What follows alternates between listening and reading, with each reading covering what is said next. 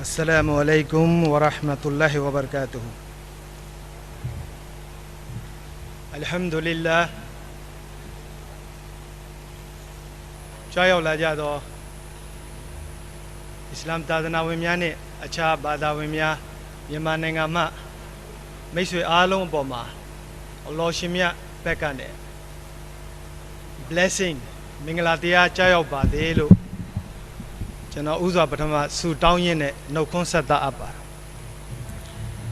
ကျွန်တော်ပြောရမယ့်အကြောင်းအရာကတော့ knowledge and education ဖြစ်ပါတယ်ဒီ topic မှာ knowledge is something, education is different. We should be able to identify the difference of these two things. ဒီနေ့ကျွန်တော်တို့တွေ့ကြုံရတဲ့အခြေအနေအရှုံးအမြတ်အားလုံးဟာအဲ့ဒီအကြောင်းအရာနှစ်ခုပေါ်မှာအခြေခံပါ knowledge education ဆိုတဲ့အပေါ်မှာအခြေခံတယ်ဒါကြောင့်မလို့ကျွန်တော်တို့ဒီနေ့မြေမြန်မာကနဲ့အခြားတစ်ကမ္ဘာကိုရောက်လာတဲ့အခါမှာပို့ပြီးတော့ကျွန်တော်တို့ကဒါကိုတိုးပြီးတော့သိသိတယ်လို့ယူဆတဲ့အတွက်ကြောင့်ဒီ topic ကိုကျွန်တော်တို့ရွေးချယ်ပြီးတော့ဒီနေ့မြန်မာမွတ်စလင်မလေးရှား association ကနေပြီးတော့ sponsor လုပ်ပြီးတော့ကျင်းပတဲ့စာပေဟောပြောပွဲနဲ့လည်းအလွန်မှတင့်လျော်လျော်ညီတဲ့ topic တစ်ခုဖြစ်ပါတယ်အဲ့တော့ဥစွာပထမကျွန်တော်အနေနဲ့ဒီ knowledge and education ကိုဂျမ်းမြတ်ကုရ်အာန်ကနေဘာပြောပြလဲဆိုတော့ Iqra ဆိုပြီးတော့ပထမအဦးဆုံးလူသားတွေကိုပြောပြတာကအသင်ဖတ်ပါဆိုဒီမှာ read လုပ်ပါဆိုဒီမှာ learn လုပ်ပါဆိုဒီမှာ observe လုပ်ပါဆိုဒီမှာမိမိအနီးအနားမှာရှိတဲ့ physical and spiritual လို့ခေါ်တဲ့နှမျိုးစလုံးတနည်းအားဖြင့်မြန်မာလိုပြောမယ်ဆိုရင်ရုပ်ကောနာမ်ကောနှစ်ခုစလုံးကိုလေ့လာဖို့လိုအပ်တဲ့အကြောင်းကိုအဲ့ဒီစလုံးတစ်လုံးနဲ့ပြည့်ပြည့်စုံစုံဘုရားသခင်ကကျမ်းမြတ်ကုရ်အာန်မှာဖော်ပြထားဒုတိယအချက်အနေနဲ့တတိပညာရှိတဲ့သူနဲ့ပညာမတတ်တဲ့သူနဲ့တူပါသလားဆိုပြီးတော့ကျမ်းမြတ်ကုရ်အာန်ကမေးထားတယ်တတိယအချက်အနေနဲ့မိသူကိုမဆိုပညာချီးမြှင့်အဲ့ဒီသူဒီလောကကမ္ဘာမှာမင်္ဂလာရှိခြင်းဆိုတဲ့ဂုဏ်ပုဒ်ကိုရရှိသွားခြင်းပဲဖြစ်တနည်းအားဖြင့်ကျွန်တော်တို့ဒီနေ့သိနေတဲ့ပညာဆိုတာ knowledge ကသိခြင်းဆိုဒီမှာတနည်းအားဖြင့် data အချက်လက်တွေဖြစ်တဲ့ information ဆိုတဲ့သဘောပဲ information နဲ့မှာ right ရှိမယ် wrong ရှိမယ်မှန်တာရှိမယ်မှားတာရှိအဲ့ဒီအတွက်ကြောင့်သိခြင်းဆိုတဲ့နေရာမှာကောင်းတာကောဆိုးတာကောနှစ်ခုစလုံးပါဒါပေမဲ့သိတဲ့သူဆိုတဲ့ပညာရှင်ကအဲ့ဒီသိခြင်းကိုအကောင်းနဲ့အဆိုးကိုခွဲခြားတတ်တဲ့သူကိုပညာရှင်ဆိုပြီးတော့ခေါ်တယ်ဒီနေ့ကမ္ဘာပေါ်မှာပညာရှင်တွေမြောက်များစွာရှိတနည်းအားဖြင့်ကြည့်မယ်ဆိုလို့ရှိရင် skill in education skill in technology skill in science ဒါပေမဲ့ကျွန်တော်တို့မြန်မာနိုင်ငံကလာတဲ့အတွက်သာသနာအစ္စလာမ်မှာလည်းပညာဆိုတဲ့နေရာမှာ skill တစ်ခုတည်းနဲ့ဆုံးဖြတ်တာမဟုတ်ဘူးဆိုတာကိုကျွန်တော်တို့ကောင်းကောင်းကြီးသိနေတယ်ပညာဆိုဒီမှာတမာတိဆိုတဲ့သိက္ခာတရားနဲ့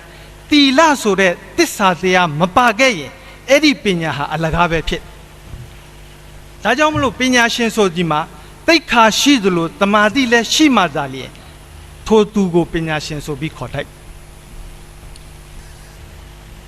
ဒီနေ့အနောက်နိုင်ငံတွေမှာကြည့်မယ်ဆိုရင် science and technology မှာ expert ဖြစ်နေတဲ့ပညာရှင်တွေဟာမြောက်များစွာရှိသို့တော်ညာလည်းအခုနပြောခဲ့တဲ့တမာတိနဲ့သိက္ခာဆိုတဲ့အကြောင်းတရားနဲ့ပတ်သက်လာရင်မေးစရာမေးခွန်းတွေမြောက်များစွာပေါ်ထွက်လာတဲ့အတွက်ကြောင့်ပညာရှင်ဆိုဒီမှာသက်တိကျွမ်းကျင်သူဆိုတဲ့အဓိပ္ပာယ်တစ်ခုနဲ့မလုံလောက်တာကတော့အမှန်ပဲဖြစ်ဒါကျွန်တော်တို့အရှိတိုင်းမှာရှိတဲ့ပုဂ္ဂိုလ်တော်တော်များများကပညာရှင်ဆိုဒီမှာသိက္ခာကောတမာတိကောပြည့်စုံတဲ့သူကိုမှပညာရှင်အဖြစ်နဲ့သတ်မှတ်ပြီးတော့သူ့ကိုစီးကပ်ကြသူရှိကနာယူကြတယ်သူရှိကစီးပူးကြ ဒီနေ့ကဘာနဲ့ရှင်ကြည့်တဲ့အခါကျတော့အခုနပြောခဲ့တဲ့တိတ်ခါနဲ့တမာတိဆိုတာကိုအသာထားပြီးတော့ကျွမ်းကျင်မှုတစ်ခုကိုပဲအခြေခံပြီးတော့ပညာရှာကြတဲ့အတွက်ကြောင့်သူ့ရဲ့ effect အနေနဲ့ကဘာပေါ်မှာ science and technology က develop ဖြစ်လာတော့ညာလဲ spiritually နာမ်ပိုင်းဆိုင်ရာမှာ develop မဖြစ်တဲ့အတွက်ကြောင့်မလို့မြေကဘာကလည်းစက်မှုသိပ္ပံနဲ့နန်ဆိုတဲ့လူနဲ့ပေါင်းဆက်မှဖြစ်ထွန်းတိုးတက်မှုဖြစ်တဲ့အတွက်ကြောင့်စက်မှုနဲ့သိပ္ပံမှာထွန်းကားတော်လဲနာမ်ပိုင်းဆိုင်ရာမဖွံ့ဖြိုးတဲ့အတွက်ကြောင့် clash ဖြစ်လာကြတယ်။တနည်းအားဖြင့်ဒီနေ့ပြောနေကြတဲ့ West and East မှာ civilizational clash ဆိုပြီးတော့ပြောနေကြတယ်။အဲ့ဒီ civilizational clash ဆိုတာကဒီနေရာကနေကျွန်တော်ပြောချင်တာကအခုနပြောခဲ့တဲ့ရုပ်နဲ့နာမ်ရဲ့ clash ပဲဖြစ်ဒီနေ့ကဘာပေါ်မှာရုပ်ကိုပဲဦးစားပေးတဲ့အတွက်ရုပ်ပိုင်းဆိုင်ရာအလွန်မှပဲဖြစ်ထွန်းတိုးတက်နေပြီးတော့နာမ်ပိုင်းဆိုင်ရာဟာလုံးဝအဆုံးကိုရောက်တဲ့အတွက်ကြောင့်ပြဿနာတွေဒီနေ့အများကြီးကြုံတွေ့ရခြင်းဖြစ်ဒါကြောင့်မလို့ဒီနေ့ကျွန်တော်တို့ဟာပညာဆိုဒီမှာဒါကိုကောင်းကောင်းနားလည်သဘောပေါက်ရမယ်ဘ ഹു တုတဆိုဒီမှာတနည်းအားဖြင့်ကျွန်တော်တို့ကောင်းကောင်းသိခဲ့ကြတယ်ပညာဆိုဒီမှာစိတ်တဆိုဒီမှာတုတဆိုဒီမှာအတိညာဆိုဒီမှာအရိယညာဆိုဒီမှာသီလပါရမယ်တည်ခြင်းပါရမယ်တောတာပါရမယ်ဝိဇ္ဇာပါရမယ်တမာတိပါရမယ်မင်္ဂလာပါရမယ်ဘာဝနာပါရမယ်ဓမ္မဇာလင်ဒါကိုအတိညာဆိုပြီးတော့ကျွန်တော်တို့ခေါ်ကြတယ်ဒီနေ့ကျွန်တော်တို့တည်ခြင်းဆိုတာကိုတာမန်အားဖြင့်ရိုးရိုးပဲသဘောချတာသဘောထားလိုက်လေ့ရှိကြတယ်အမှန်မှန်တော့အဲ့ဒီလိုမဟုတ်ဘူးပညာမှာနှစ်ခုရှိတနည်းအားဖြင့် praiseworthy နောက်တစ်ခုက blameworthy လို့ပြောတယ်praiseworthy ကိုကျွန်တော်တို့ကဂုဏ်ပညာဂုဏ်ရှိတဲ့ပညာဆိုပြောပြီးတော့ blameworthy ကိုကျွန်တော်တို့ကဂုဏ်မဲ့တဲ့ပညာဆိုတာရှိဒီနေ့ internet ကိုကျွန်တော်တို့နှိပ်လိုက်တာနဲ့ကျွန်တော်တို့အရှိမဂုဏ်ရှိတဲ့ပညာလည်းရနိုင်တယ်ဂုဏ်မဲ့တဲ့ပညာလည်းရနိုင်တနည်းအားဖြင့်အဲ့ဒီ internet နဲ့ computer ကိုဖွင့်တဲ့လူဆိုတဲ့သူ့ရဲ့နန္တာလျင်အဓိကပဲဖြစ်နန္ဒီဘာကိုသဘောရှိလဲ fitrat လို့ခေါ်တဲ့ nature အရာနန်းဆိုဒီမှာဂုဏ်ရှိတာကိုပဲလိုလားတယ်ဒါပေမဲ့သူ့ရဲ့နှလုံးသားမှာအမဲဆင်းနေရင်တော့အမဲထင်းနေရင်တော့အမဲတွင်ကြီးရှိနေရင်တော့သူဒီဂုံမဲ့တာကိုလည်းနှစ်သက်မယ်ဆိုတာကတော့ပြောစရာအကြောင်းမရှိပါဘူးဒါကြောင့်မလို့ကျွန်တော်တို့ဟာအစကတည်းကနဲ့ကိုယ့်ရဲ့သားသမီးကို learning လုပ်မယ်ကျောင်းကိုလွတ်မယ်အစအရာကိုရွေးချယ်ဖို့လိုအပ်ဘယ်ကျောင်းဟာဘာကိုသင်ပေးနေလဲဘယ်ကျောင်းကဘယ်ဆရာတွေမှာဘယ်လိုအရေးချင်းရှိနေလဲကိုကနိုင်ငံခြားလာငွေချင်းမြောင်များစွာအကုန်ခံပြီးတော့လွတ်တဲ့ကျောင်းကခုနပြောခဲ့သလိုပညာတော့ပညာပါပဲသို့တော့ခုနပြောခဲ့သလိုတီလာနဲ့တိတ်ခါမပါတဲ့ပညာရှိနေရင်လည်းအခက်ကြုံအောင်ပါအဲ့ဒီအတွက်ကြောင့်မလို့ကျွန်တော်တို့ဟာဒီအသိပညာဆိုတဲ့ဒီ knowledge ကိုရှာမယ်ဆိုရင်ကျွန်တော်တို့ဒါကိုကောင်းကောင်းနားလည်သဘောပေါက်ဖို့အရေးကြီးတယ်တနည်းအားဖြင့်ကြည့်မယ်ဆိုလို့ရှိရင် knowledge မှာ process တွေရှိတာကိုတွေ့ရမယ် knowledge on the basis of the learning ကနေစအဲ့ဒီ learning ဟာ whoever have the intuition လို့ခေါ်တဲ့လူတဦးရှိမှာအတွင်းစရိတ်တဉာဏ်ဟာဘလောက်အထိကျယ်ပြန့်လဲအဲ့ဒီပုံမှာအဲ့ဒီလူဟာပညာကိုသူရအောင်ယူသွားလိမ့်ရှိတနည်းအားဖြင့်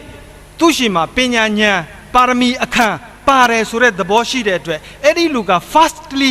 they will be able to cope up the education ဖြစ်တို့တော်များများကတော့ easy going type အနေနဲ့ပဲတဖြည်းဖြည်းနဲ့ပညာကို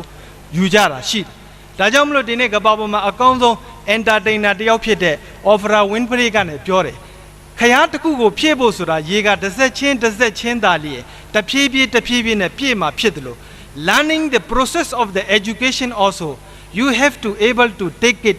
one step by one step second third fourth like this immediately and at once you could not be able to obtain the knowledge that's why we have to be patient when you are going to get the correct education in your life another one ကတော့အခုနပြောခဲ့သလို intuition နဲ့ပြည့်ဝတဲ့လူတစ်ယောက်က knowledge ကို obtain လုပ်လာနိုင်ပြီဆိုလို့ရှိရင်အဲ့ဒီလူမှာ wisdom တစ်ခုရလာတယ်လို့ပြောတယ်အဲ့တော့ wisdom ဆိုတာကိုကျွန်တော်တို့ကဘယ်လိုအဓိပ္ပာယ်ဖွင့်မလဲဆိုလို့ရှိရင် wisdom is on the basis of the broad education လို့ခေါ်တယ်အလုံးမကျယ်ပြန့်တဲ့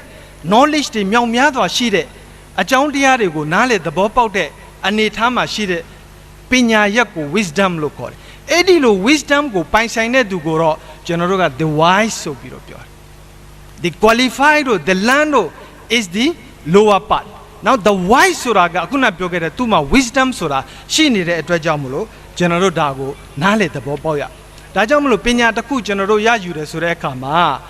ငါသားလေးဗမာပြည်မှာကျွန်တော်တို့ပြောနေကြရှိတယ် BA ရရင်တော်ပြီကွာဟာ BSc လေးရရင်တော်ပြီကွာအခုကျွန်တော်တို့နိုင်ငံခြားရောက်လာတဲ့အခါကျတော့ဒီ BA BSc နဲ့ကျွန်တော်တို့မှာမဖြစ်တော့ဘူးအမျိုးကုံကိုတင့်တယ်အောင်လုပ်ဖို့အတွက်ဆွေမျိုးကုံကိုတင့်တယ်အောင်လုပ်ဖို့အတွက်ကိုယ့်ရဲ့အခြေအနေမြင့်မားဖို့အတွက်ဆိုတာကနိုင်ငံတကာမှာကဘာနဲ့ချီပြီးလောက်ကင်ဆောင်ရွက်နေရတဲ့အချိန်မှာကျွန်တော်တို့ရှိမှတော်ယုံတောင်ယုံအတွေးခေါ်အရေးချင်းရှိယုံနဲ့မလုံလောက်တော့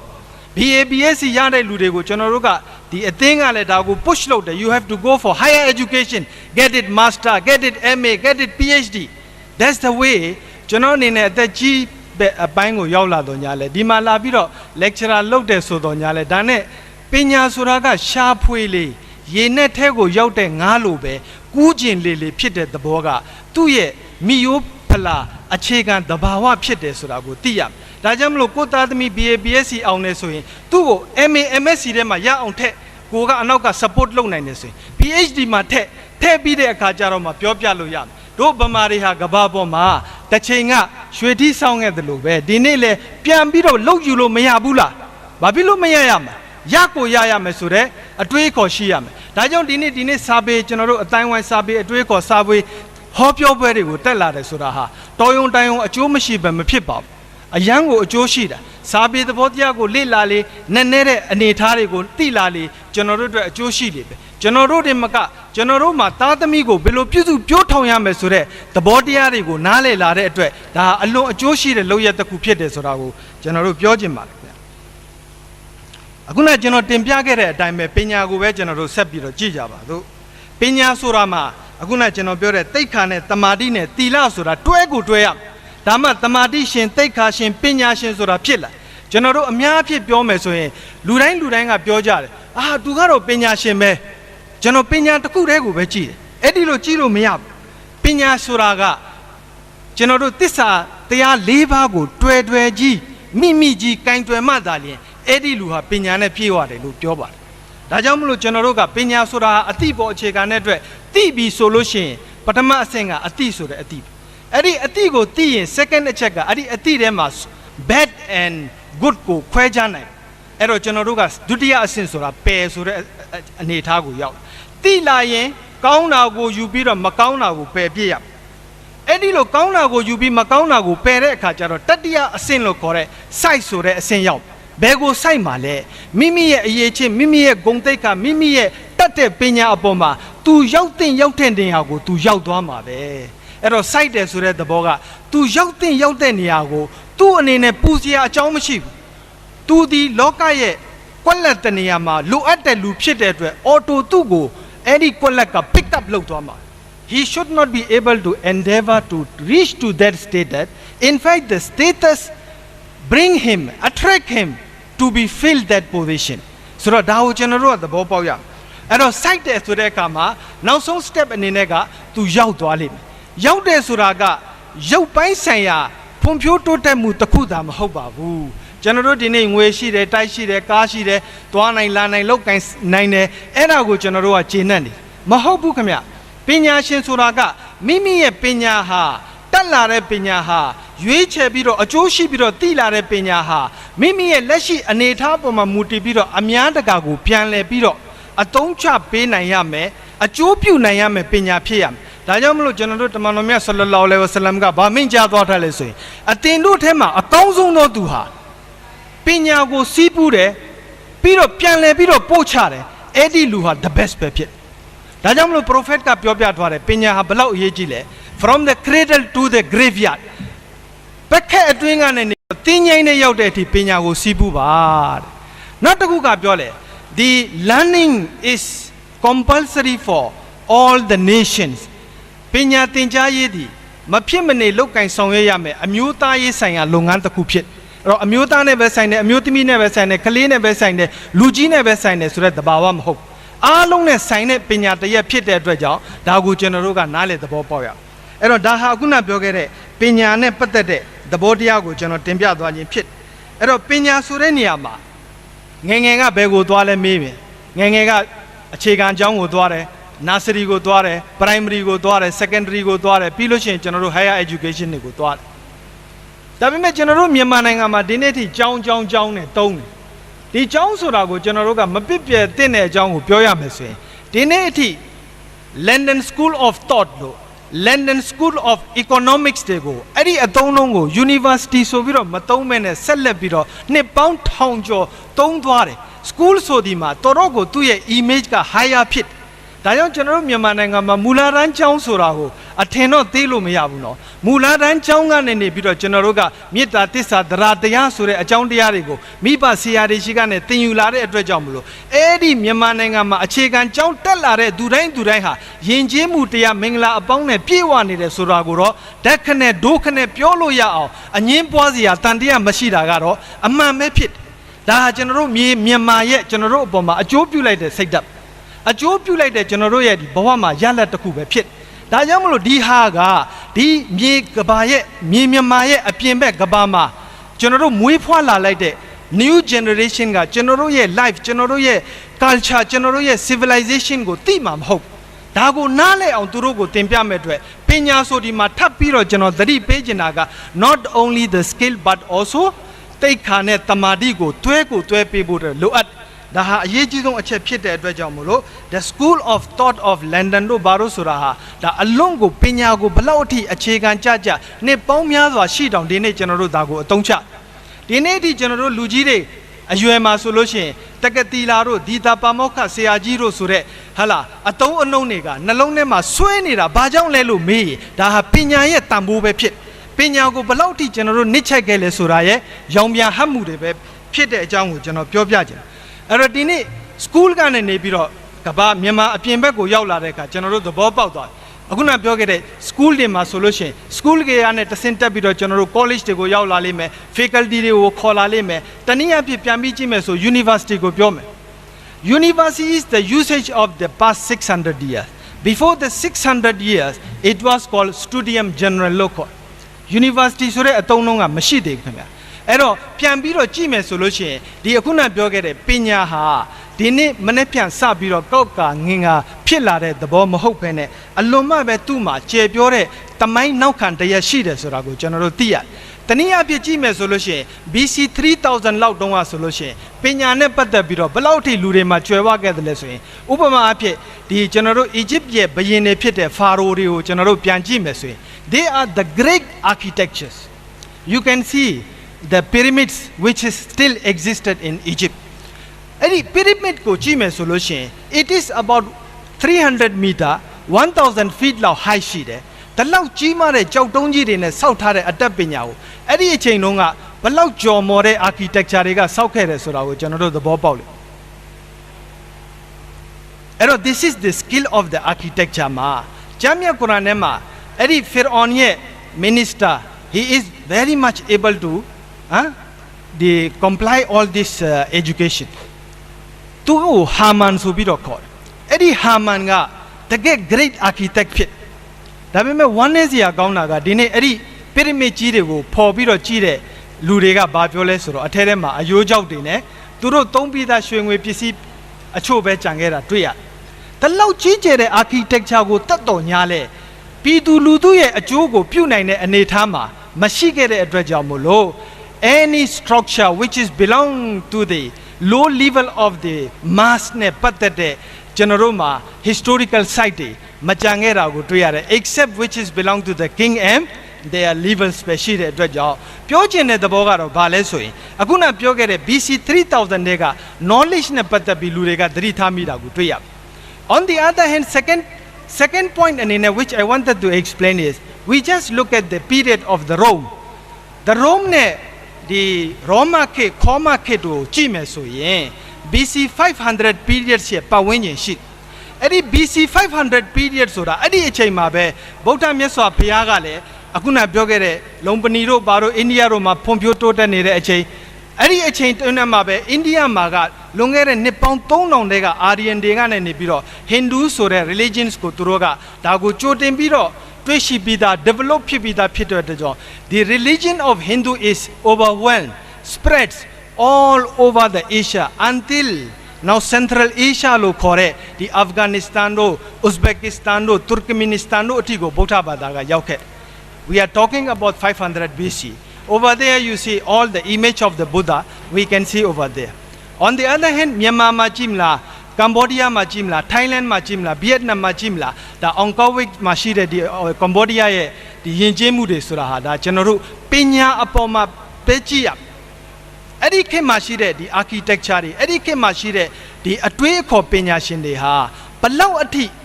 သာသနာတစ်ခုကိုနှစ်ပေါင်းနှစ်နဲ့ချီအောင်ကြံရှိဖို့ဆိုတာလူတွေထဲမှာအဲ့ဒီသာသနာရဲ့ပညာကိုထည့်ပေးခဲ့မှ one generation to another ကိုဒီပညာကိုသူကတဆင့်တဆင့် carry လုပ်သွားမှာဖြစ် For example ဗုဒ္ဓဘာသာဒီနေ့ကျွန်တော်တို့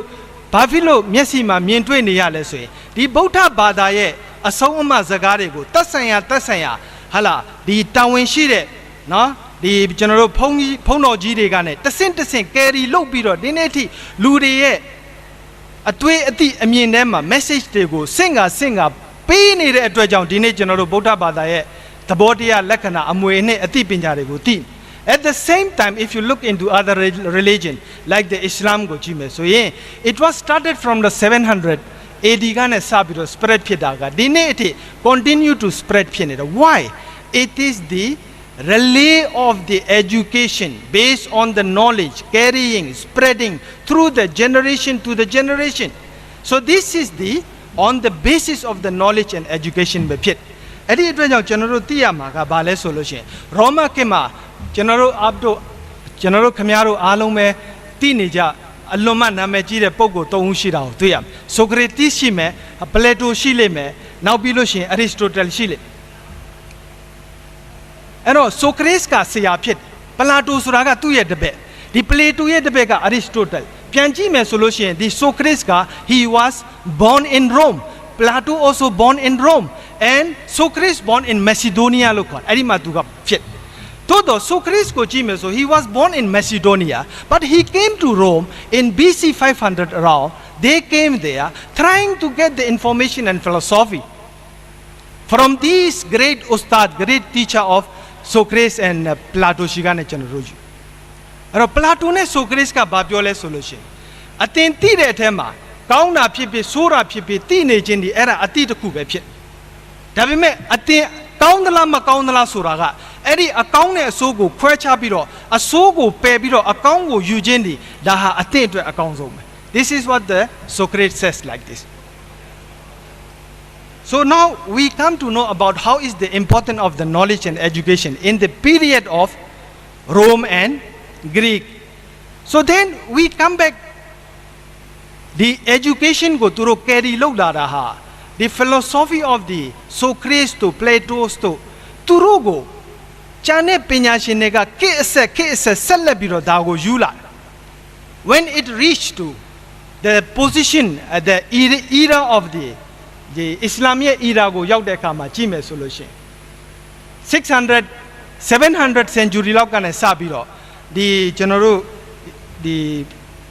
ပညာရေးနဲ့ပတ်သက်ပြီးတော့ဖြစ်လာဒီအရင်ကိုကျွန်တော်တခုပြောချင်တာကကျွန်တော်တို့အခု knowledge တွေကိုပြောတယ် the knowledge is အခုနပြောတဲ့အသိပဲဒါပေမဲ့ဒီအသိကိုလိုချင်လို့ရှိရင်အခုကျွန်တော်အနည်းငယ်ကြားထဲမှာဖတ်ဆွဲပြီးပြောချင်တာက education is not the knowledge but it's a process of learning and attaining the knowledge it mean education mean the process of learning knowledge the knowledge itself is the ပညာတရားဖြစ်တယ်ဆိုတာကိုကျွန်တော်တို့သဘောပေါက်ရအဲ့တော့ပညာဟာဘလောက်ထိအကျိုးပြုလဲဆိုလို့ရှိရင်ခေတ်တွေကိုပြောင်းသွားသေးတယ်စနစ်တွေကိုပြောင်းသွားသေးတယ်အရှုံးတွေကနဲ့အောင်မြင်တဲ့ဘက်ကိုရောက်လာစေတနည်းအားဖြင့်ပြန်ကြည့်မယ်ဆိုလို့ရှိရင်အခုန Socrates နဲ့ Plato နဲ့ Aristotle တို့ရဲ့အတွင်းစိတ်တဉာဏ်ရဲ့ဖွံ့ဖြိုးတိုးတက်မှုအပေါ်မှာမြောက်များစွာသောပညာရှင်တွေဖြစ်လာတဲ့အပေါ်မှာအဲ့ဒီအချိန်မှာ Greek Empire ကိုကြည့်ရင်တော်တော်ကြီးကိုဖွံ့ဖြိုးတိုးတက်သွားတယ် Greek Empire ဟာတော်တော်ကြီးကိုကျယ်ပြန့်လာတာကိုတွေ့ရတယ်တနည်းအားဖြင့်ကြည့်မယ်ဆိုလို့ရှိရင်အဲ့ဒီ Greek Empire ဖွံ့ဖြိုးတိုးတက်ဖို့ကိုတိဆောက်ပေးတဲ့လူဒုလူဒန်းသာအခြေခံကနဲ့အထက်အထိဟာအဲ့ဒီအတွေးခေါ်တွေရောက်သွားတာကိုတွေ့ရတယ်တနည်းအားဖြင့်သူတို့မှာအသိရောက်သွားတယ် knowledge ရောက်သွားတယ်သူတို့တွေ educated ဖြစ်လာတယ် to some extent that's why they come to know how to deal with other this is the great importance between the knowledge and the education the thing is we must know how to deal with our problem Rome the army go chime solution. They know the craft of the military. They know how to deal social problem. They know political problem. If anybody come to know how to deal with social and political, they are the asset of that country. Da jaw mlo chi me so lo shin asai apain takku ti Greek Empire ji ya che pyan kae da ko chono ro twei ya. When it reached to the period of the Islam, Tamanumya Muhammad sallallahu alaihi wasallam ga tu ye anika song maiswe ka ne ne pi ro tu ti thong kae de naingan no atwin ma shi de lu dain ko atika ba pyo kae le so you must learn, you must be educated, you must have the knowledge. That's why he said you have to study from the cradle to the graveyard. So this is the fantastic idea, how he infiltrate, how he inculcate the idea of the education to the understanding of the people. Da aye ji song achetတစ်ချက်ပဲဖြစ်ဒါကြောင့်မလို့အခုနပြောခဲ့တဲ့မကာလို့ခေါ်တဲ့မြို့မှာဒီတမန်တော်မုဟမ္မဒ်နဲ့သူ့ရဲ့အုပ်စုတွေဟာလုံးဝရေပန်းမစားဘူးသူတို့ရဲ့ပြိုင်ဘက်တွေဟာပညာရှိတယ်လက်နက်ရှိတယ်အင်အားရှိတယ်သူတို့ဟာလုံးဝမုဟမ္မဒ်နဲ့သူ့ရဲ့အုပ်စုတွေကိုဘယ်လိုခြေဖြတ်ရမလဲဆိုတာဒါပဲစဉ်းစားနေနဲ့ညအဲ့တော့အဲ့ဒီအချိန်မှာတမန်တော်မုဟမ္မဒ်နဲ့အုပ်စုတွေကဘာကိုတွားတွေ့လဲဆိုရင်သူတို့ရဲ့ကြီးမားတဲ့ရန်သူကိုဖြိုဖျက်နိုင်ဖို့ဆိုတာဟာသူတို့လူတွေကို mobilize လုပ်ရမယ်သူတို့လူတွေကိုရန်သူနဲ့ထွေတိဆက်ဆံတဲ့အခါမှာဘယ်လိုပုံစံနဲ့ထွေတိဆက်ဆံရမယ်ဆိုတာကိုသင်ကြားပေးတယ်အဲ့ဒါကလည်းအထွေအထူးမဟုတ်ဘူးအခုနကျွန်တော်ပြောခဲ့တဲ့ပညာရဲ့တိတ်ခါရဲ့တမာတိဒီသုံးချက်ကိုပဲကျွန်တော်တို့မှတ်ထားရပညာမှာဘလောက်တော်ပါသေးလက်နဲ့လေးအားစွမ်းအားဘလောက်ပဲတော်ပါသေးအဲ့ဒီလူရှိမှာတိတ်ခါနဲ့တမာတိမရှိလို့ရှင်စစ်တာနိုင်သွားမယ်ဒါပေမဲ့အဲ့ဒီနိုင်ငံကိုနိုင်မှာမဟုတ်ဘူးဒီနေ့စစ်နိုင်သွားတဲ့နိုင်ငံတွေမှာပြန်ကြည့်ဘာဖြစ်လို့ရှုံးလဲမေးရင်လက်နဲ့အင်အားလူအင်အားနဲ့ကျွမ်းကျင်မှုအင်အားတာတော်냐လဲတိတ်ခါနဲ့တမာတိပိုင်းမှာမတာတဲ့အခါရေရှည်ကြတော့သူဆက်ဆံလို့မရတော့ပြန်လဲပြီးတော့တော်လိုင်းရေးတွေဖြစ်လာတယ်အရှုံးတွေဖြစ်လာအဲ့ဒါတွေကိုပြန်ကြည့်ရင်ကျွန်တော်တို့အများကြီးပဲဒီနေရာမှာသင်ခန်းစာယူလို့ရတာကိုတွေ့ရတယ်ဒါဒီအခြေခံကိုသိနေတဲ့တမန်တော်မုဟမ္မဒ်ဆလ္လာလာဟူအလိုင်ဝါဆလမ်မှာသူ့ရဲ့လူတွေကိုအဲ့ဒီအခုနပြောခဲ့တဲ့ပညာရဲ့တိတ်ခါရဲ့တမာတိရဲ့ကိုသင်ပေးတယ်သင်ပေးတဲ့အပေါ်မှာအဲ့ဒီလူတွေရဲ့ပညာတိတ်ခါတမာတိဟာဘလောက်အားကောင်းတယ်လဲဆိုရင်ကိုဘေးမှာရှိတဲ့လူကိုအဲ့ဒီအကြောင်းပြောရင်အဲ့ဒီလူကချက်ချင်းပဲချက်တီးဖြန်းဖြန်းထအောင်အဲ့ဒီလိုသွေးနှထင်ရောက်စိတ်ထဲမှာအလွန်ပဲဇောဟုန်တွေကပ်ပြီးတော့ဒီဝါဒကိုလက်ခံသွားတာကိုတွေ့ရဒါကြောင့်မလို့ပြောတယ်အခုနဒီတမန်တော်ရဲ့စပြီးတော့ဖွံ့ဖြိုးတိုးတက်လာတော့မယ်အချိန်မှာဒီရောမရဲ့ဘယင်ငံဖြစ်တဲ့ဒီဟာလက်ကူယတ်ကနေနေပြီးတော့ပြောတယ်ဒီတမန်တော်ရဲ့နောက်လိုက်တွေဟာဘယ်သူတွေလဲတဲ့မေးကြည့်တဲ့အခါကျတော့အကုန်လုံးကဆင်းရဲသားတွေပဲဖြစ်တယ်အောက်တန်းအခြေလွာသူတွေပဲဖြစ်တယ်တဲ့အဲ့တော့ပြန်ပြီးတော့သွားကြည့်တဲ့အခါကျတော့အထက်တန်းပြီးရောက်နေပြီးတော့အခုနပြောခဲ့သလိုငွေကြေးဥစ္စာပကာတနာပြေဝနေတဲ့လူတွေဟာအခုနပြောတဲ့တိတ်ခါနဲ့တမာတိကိုတိတ်ပြီးတော့သဘောမတွေ့ကြတာကိုတွေ့ရတယ်ဒါကြောင့်မလို့အခြေခံလူထုအပေါ်မှာစီယုံမှုအပေါ်မှာတဖြည်းဖြည်းနဲ့ short to the point ပြောရမယ်ဆိုလို့ရှိရင်တမန်တော်မုဟမ္မဒ်လက်ထက်မှာပဲ the entire peninsula of the Arabia was conquered occupied by the Islamic forces at the same time if we go and see about the after death of the Prophet Muhammad then we can see about 32 years exactly အခုနပြောတဲ့သူ့ရဲ့ successor တွေကိုကြည့်မယ်ဆိုလို့ရှိရင်အခုနပြောခဲ့တဲ့ Omar ရှိမယ် Abu Bakr ရှိမယ် Osman ရှိမယ် Ali ရှိမယ် radiyallahu ta'ala those people are also so fantastic and highly qualified leader of that period they continue to teach the education to their people wherever they are so that's why ဘလောက်အထိပညာရဲ့စွမ်းအားကောင်းလဲဆိုရင်သူ့တက်တွင်းမှာရှိတဲ့လူတိုင်းကို discipline ကိုအဓိကထားပြီးတော့သင်ပေးတယ်သင်ပေးတဲ့အတွက်ကြောင့်မလို့အခြေခံအဆောင်ဆိုတဲ့အစစ်မှာရှိတဲ့စစ်သားကနေနေပြီးတော့အထက်မှာရှိတဲ့ဗိုလ်ချုပ်အထိ they can pray together they can eat together they can sleep together there is no differences between color gender position this is the quality of the education တိတ်ခါနဲ့တစ္ဆာတရားတမာတိတရားရှိတဲ့လူတွေဟာမိမိဘာလဲနောက်ဆုံးမိမိဟာမြေဖြစ်မှာပဲသဘောပေါက်တဲ့အတွက်ဘလောက်ချမ်းသာဆင်းရဲတဲ့သူနဲ့အတူတွဲနေတိုင်းစားတော့ပေးဝေကူညီမျှပေးဖို့အတွက်ကိုဘယ်တော့မှတဝန်တိုတဲ့စိတ်ထားမရှိလာတော့ဒ ရာတရားတွေပြည့်ဝပြီးတော့စေတနာမေတ္တာတွေကျွယ်ဝလာတဲ့လူတွေဖြစ်လာတာကိုတွေ့ရတဲ့အတွက်ကြောင့် Islamic Empire from 7th century until the 18th century အထိကို continue to grow ဖြစ်သွားတာကိုတွေ့ရ Then we can see the period of the Umayyad, period of the Abbasiya, period of the Sulaimaniya, the Turkish Empire go chi the last ka 15th century until the 18th century အထိကို Mongol Empire India go chi based on the skill and ခုနကျွန်တော်ပြောခဲ့တဲ့သိက္ခာနဲ့တမန်the moral and character based on that they continue to expand their territory expand their position ကိုရှိတယ်ဆိုတာကိုကျွန်တော်တို့တွေ့ရဒါကတော့ကျွန်တော်ပြောမယ်ဆိုလို့ရှိရင်တော့တမိုင်းကိုပြန်ပြီးတော့ဟာလာတွေးတော့ပြီးတော့ပြောနေဖတ်နေတယ်ဆိုပြီးတော့နေကြလိဒါပေမဲ့ကျွန်တော်တို့တမိုင်းကိုမဖတ်လို့မရဘူး Abraham Lincoln ဆိုတာကအမေရိကရဲ့ the first president of America မှာသူကဘာပြောလဲဆိုတော့မင်းတို့အဖိုးအဖွားတွေရဲ့အရက်ရှည်တာကိုကြည့်ပြီးတော့တိတ်အံ့ဩမနေနဲ့ကွာတဲ့မင်းအဲ့ဒီလိုအရက်မရှည်လာမှာကိုပဲငါစိုးရိမ်မိတယ်အဲ့တော့ကျွန်တော်တို့အဖိုးအဖွားတွေက empire တွေအကြီးကျယ်တည်ထောင်ပြီးတော့ပျော်ရွှင်ခဲ့ကြ but what about our position now if we also could not get tall up like our grandparents grandfathers so it is useless so what we should be doing we have to look at the very closest experience of the past ko ji yinကျွန်တော် example နှစ်ခုပေးမယ် how the education is important ပြန်ပြီးတော့ကြည့်မယ်ဆိုလို့ရှိရင် Islam နေဟာ 7th century ကနေ 14th century တိကိုတော်တော်ကိုသူတို့ကပညာရေးရောရွှေငွေတိုက်တာအားလုံးယတနာတွေနဲ့ဖွံ့ဖြိုးတိုးတက်နေတဲ့အချိန်မှာအခုကဒီ Spain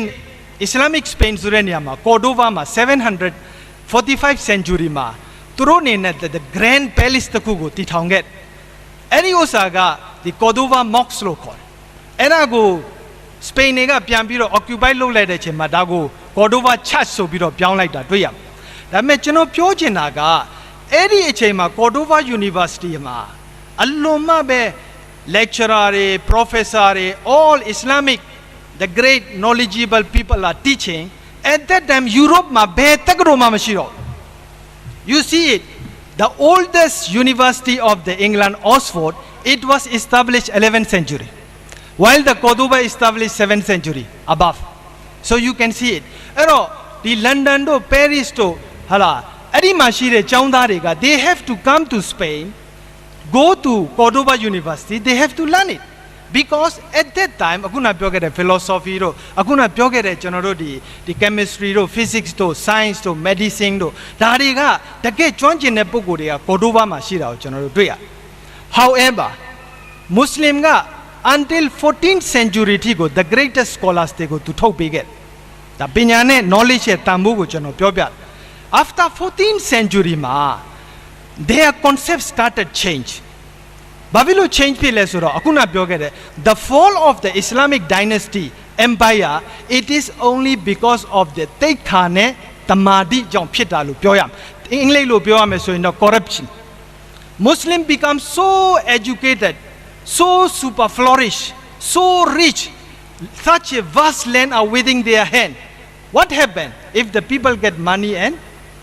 the treasures what they do they start enjoy their moral become bad they start enjoying with the women jewelries golds whatever pleasures they start doing it is then that's why I told you the important thing is not only the education and skill but also your manner and your character the day your character become corrected everything will be loose so that's why Islamic general IMU Islamic University ma the fall of the Islamic civilization go တင်ပြတဲ့အခါမှာ the great reason of the fall of the Islamic empire it is because of the corruption of their manner and character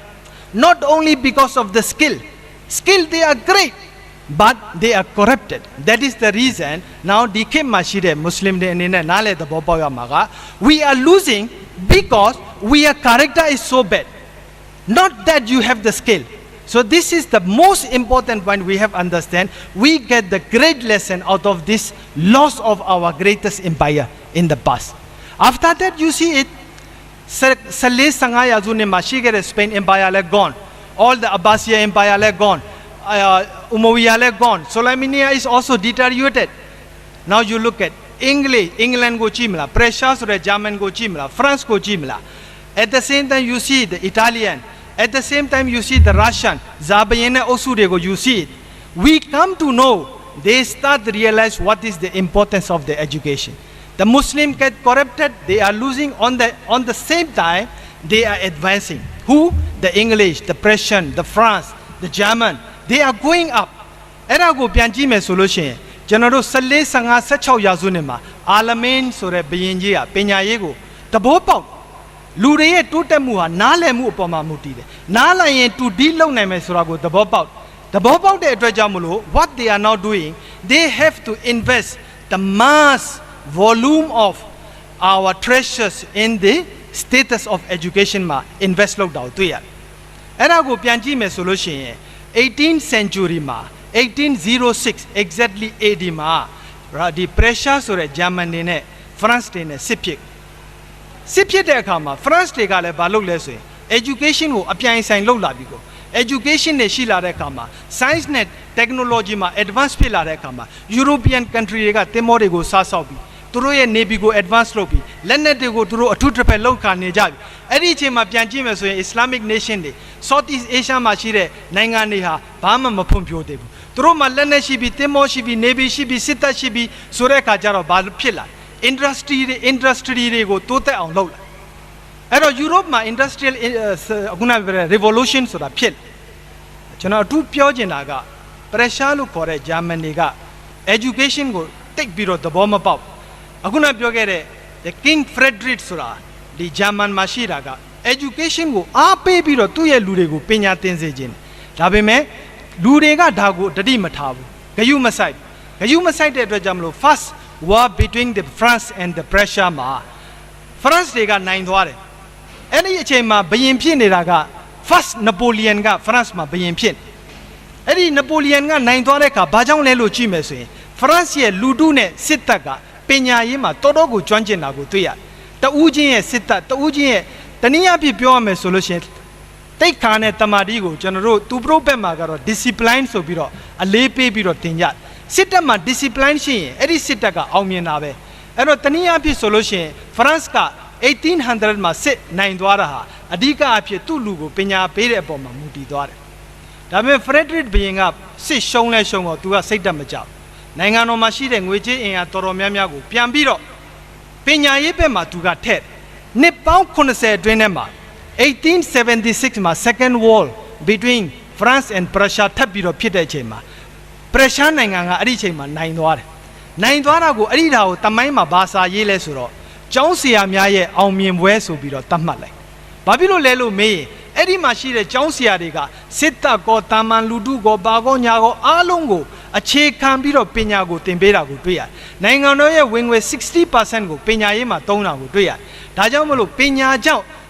ဒီဂျာမန်နိုင်ငံကပြန်လည်ပြီးတော့ထွန်းကားပြီးတော့အောင်မြင်မှုရှိလာတာကိုဒါကျွန်တော်တို့တွေ့ရတယ်ဒါတမိုင်းမှာကြည့်ရင်ဆိုရင် 18th century ဆိုတာဒါကျွန်တော်တို့မနစ်တစ်နှစ်ကရာစုနှစ်အတွင်းမှာဖြစ်သွားတဲ့ဥပမာတစ်ခု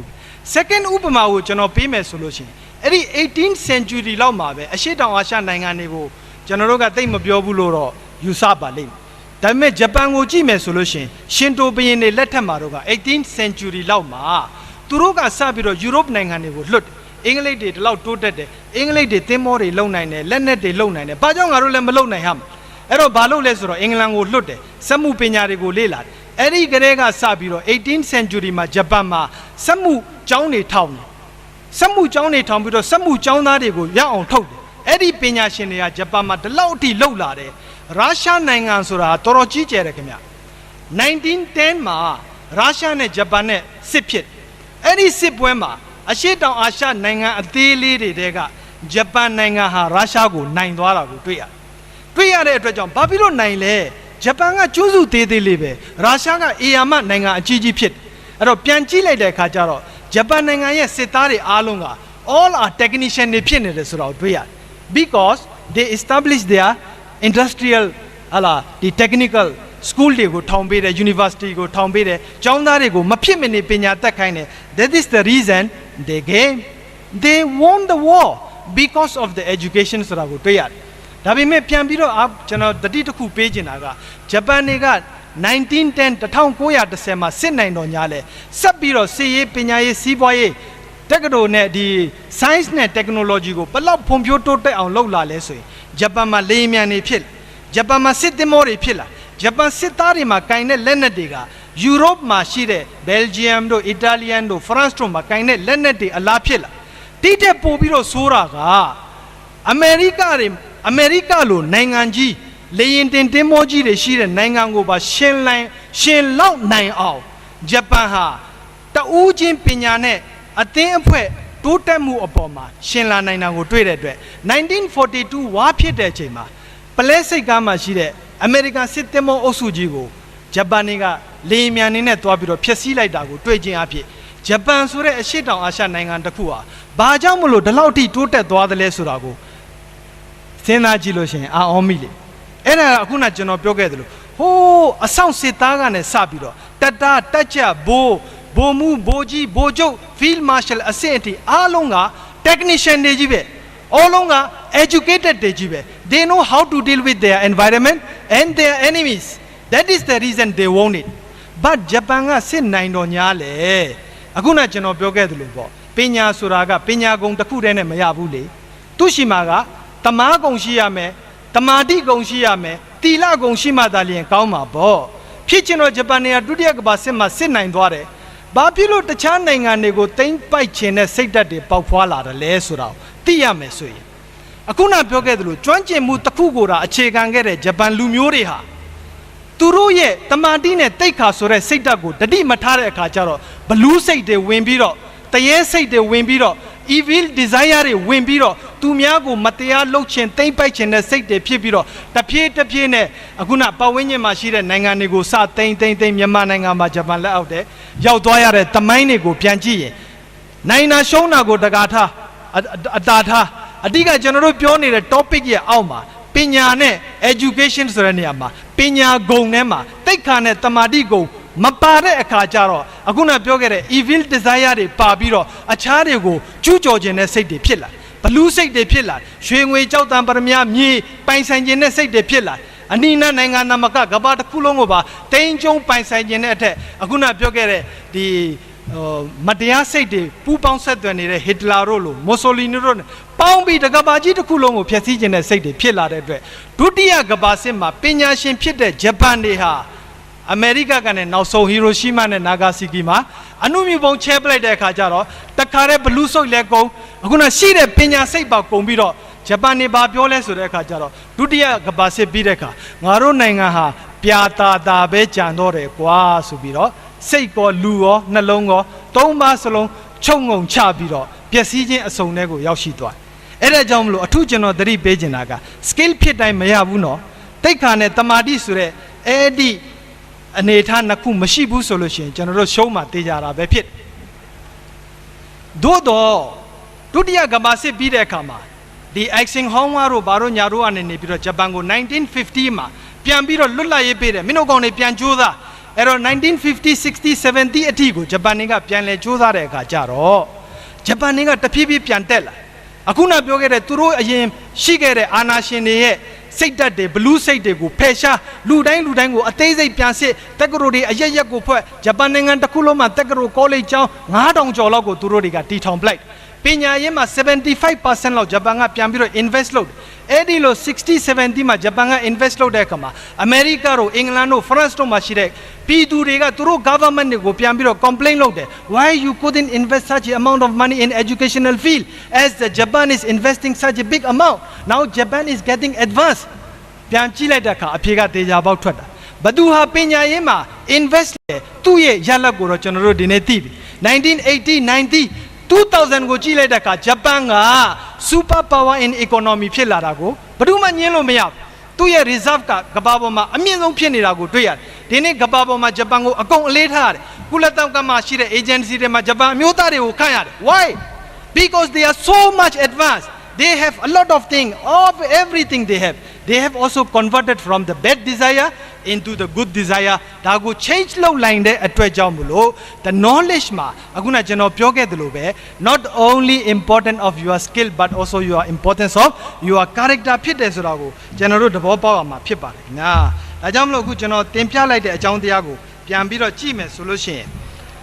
atika general tiare a checkaro Pinya the Kurene general Mapiwa and Musurago general near Mount Tojina Pit Dajamolo Pinyago Teneka Male Totwaji Lopo Molobabu Thomas Jefferson Babiole Miamian looked at that Amamiazo shout low Neda Tessai Nauja Nida Daga Comba Amiada Gane Pounding Sesane Sura Toro Comime Komaro Meswego Nenebe Shitembare Ibrahim Lingunga Babiole Nga mapupinda garo meye social move. Nga pupinda garo meye social move poma. Jene lapai nite nire seida gube pipare. Atu di pipyo me solution no. Aguna pyo se ya miba tanga koye miba bobwane mei kaung sui kaung ne go mamebo be pipa.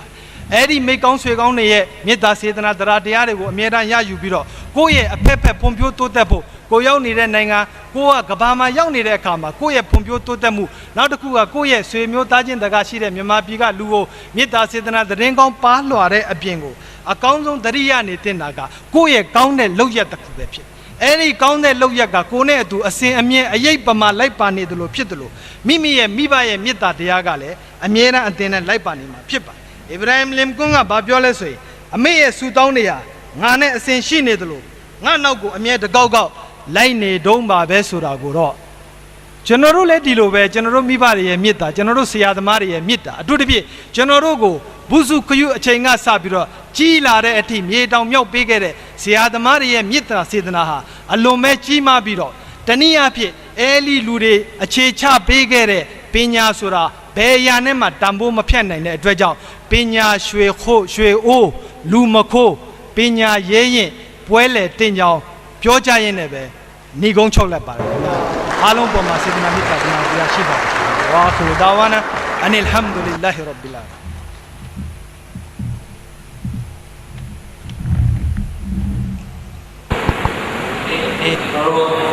Knowledge and education ဆိုတဲ့ခေါင်းစဉ်နဲ့ပညာရဲ့အရေးကြီးပုံကိုပြည့်စုံသောတမိုင်းထောက်ထားများနဲ့အချက်အလက်များနဲ့တင်ပြပေးခဲ့တဲ့ဆရာမော်လနာအကဘရှာအထူးပဲကျေးဇူးတင်ရှိပါတယ်